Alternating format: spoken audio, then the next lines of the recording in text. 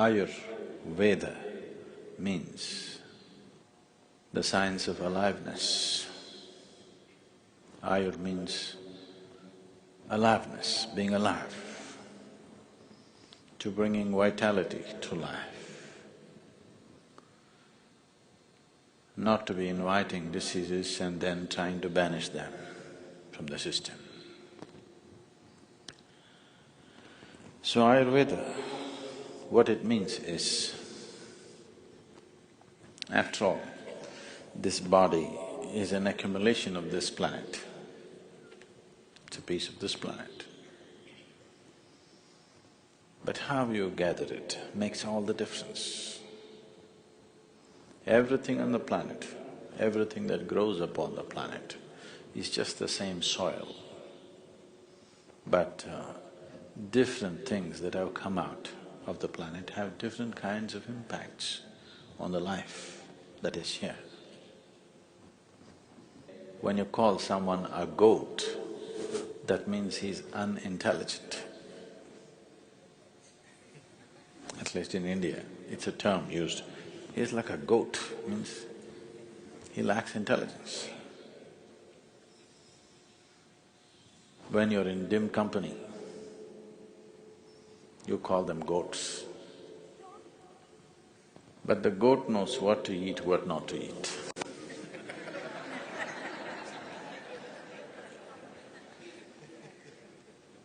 Goat is supposed to eat everything, but that's not true. I have closely observed the goat. And you will see goat is very selective of how much of what it should eat on a particular day. It is very selective about that. It knows how much of what it should eat for its well-being. Because human beings are not aware enough. In India, goat's milk is considered very healthy and medicinal in quality because a goat eats various plants of medicinal value and you may get something out of it. Instead of drinking cow's milk, when people lack vitality in the body, people switch to goat's milk because there are many herbal medicines in the goat's milk. And goat selectively eats what it needs on a particular day in a particular quantum. So, even a goat knows. But why is it that human beings have such an issue about knowing what they should eat and what they should not eat? Because they're not using their senses to eat what they should eat. They're trying to think it up. Once they start thinking things up, then you don't know what is true and what's not true. This is the nature of your thought, please understand. If you start thinking something about this person, you think for 3 months about this one person, after some time you do not know what's true about her, what's not true about her, because your thoughts will make you believe all kinds of things. Many times, people have taken the effort to disillusion you. Whatever you thought about them, haven't they tried? They tried successfully, isn't it? So, Ayurveda means to have the necessary sense to understand of all the things, millions of things that come out of this planet, to be able to recognizing that what kind of impact it has on you. This used to be, now people are trying to write it down and say, this is it, this is it. Otherwise, the traditional Ayurvedic doctor would always be located next to a forest or a place like that, like how we are located in India. Now if you come and sit here, looking at your particular need, then he will say, wait, and he will go into the forest. He has your vibes within him. With this he goes and he chooses what is needed for this person, brings fresh herbs, prepares and gives. Like a miracle, it's gone. because it's not the chemistry of the plant. It is trying to match the life process of the plant and yours in such a way that you create a science of aliveness out of it. We cannot go to that extent today, but we have identified.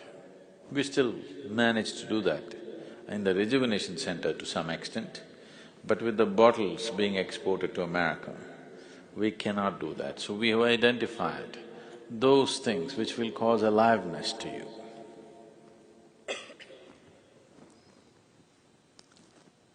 Mind you, aliveness, not stretching your life.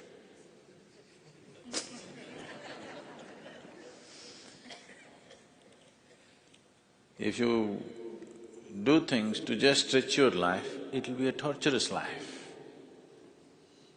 If you're trying to drag something or anything forcefully, especially yourself, through any situation, that's going to be a torturous experience always for you. So especially with the whole life process as such, if you're trying to stretch this, it will be miserable. It will be pathetic, which you are seeing unfortunately today. We are stretching people's lives to 90, 95, 100, but they don't know why they are there. It's an experiment. If you go into… I don't know, I walked into one of the geriatric clinics, it's pathetic. They don't know why they even exist. They're simply people who lived with dignity, people who lived well. Now we've made them into simply these kind of people. If you stretch life, this is what happens. If you generate aliveness, it will last as long as it can last. When it has to go, it will go well.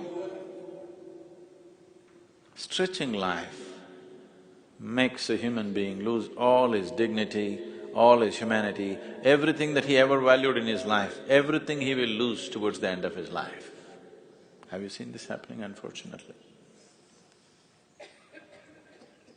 People who lived well will be made to go in a most undignified way simply because somebody is interested in stretching their life. Good for the business. I think, I don't know the exact statistics, I think I read something about 80% of the medication, the pharmaceutical purchases, happen for people who are over 65 years of age. Is that right? Something like that. So we want to stretch their life because it's good for the business. What's good for the business is good for the economy.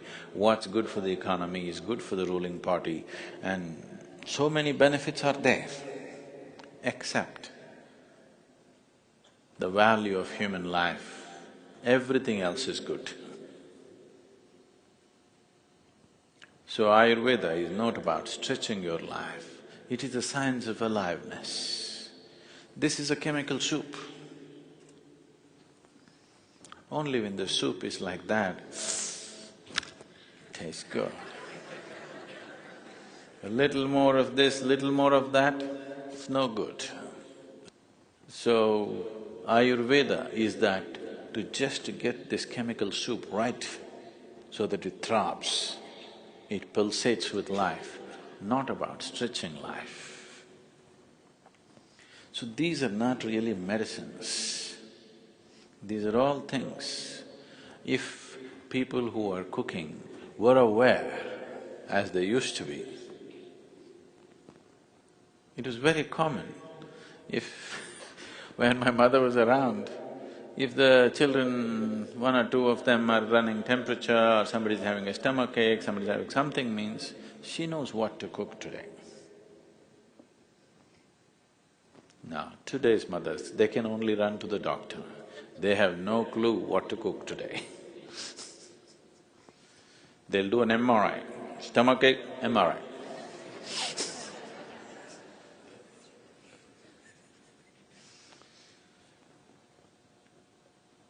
So, Because there is nobody around you who's aware enough to add these ingredients into your life, it has been brought down to medicine level or in the form of a capsule or something, maintaining the fundamental quality of what it is, not treating it chemically, not doing some other modification with it, just the way it is supposed to be.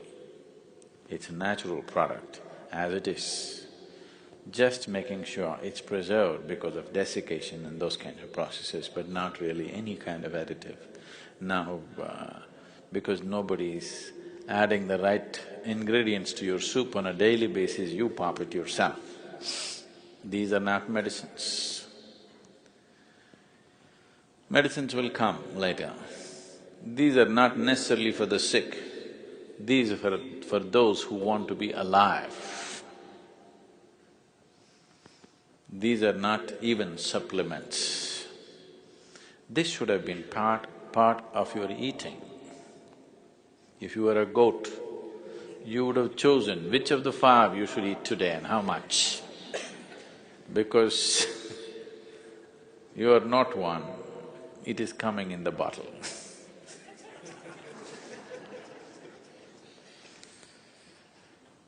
Medicines will come later. Ayurvedic medicines are different. Herbal additives are different. If you lived in nature, many of these things would have naturally been part of your diet and it would have worked very well. But now that we eat out of a superstore, we are eating out of a marketplace, not out of nature. Because of that, these things have to be added, and I think it will be a very important addition, particularly to the western part of the world. Genuine herbs which can make a difference in one's aliveness. And you don't need health, you need aliveness. If this is alive enough, it will create health. The one who is here, if he is alive enough, it will generate health. You don't have to every day calculate how much of what. If this is kept alive, health will be a natural manifestation of that. So, Isha Herbal is one step towards this. On a different level, we laid the foundation stone for Isha Arogya hospital very close to the ashram, which is a combination of allopathic, Ayurvedic, Siddha Vaidya and yoga and naturopathy. And Isha Arogya pharmacies, also the first one opened in Salem. We are planning to open about 125, a chain of 125 stores like this, where there is an allopathic doctor, a Siddha doctor. Over 70% of the medicine there is either Siddha medicine or Ayurvedic medicine, but an allopathic doctor diagnoses, prescriptions happen by the local doctors. But if somebody has come with an infection or something else where allopathic system of treatment is best, they will get that treatment, otherwise they will get other kinds of therapies. This has never been done before. The problem is usually people who have studied modern medicine or allopathic system of medicine, they rubbish everything else. People who are Ayurvedic enthusiasts, they think allopathy is all damaging and no good and all that. Siddha people think Ayurveda is still immature. Like this it goes on. Everybody is committed to a system. So when I put these 5 systems together, including homeopathy and Unani and everything, 5, 6 systems together, people said, how can this work in one place? So I told them, I am not committed to any system. I am committed to human health. That's why all of them in one place.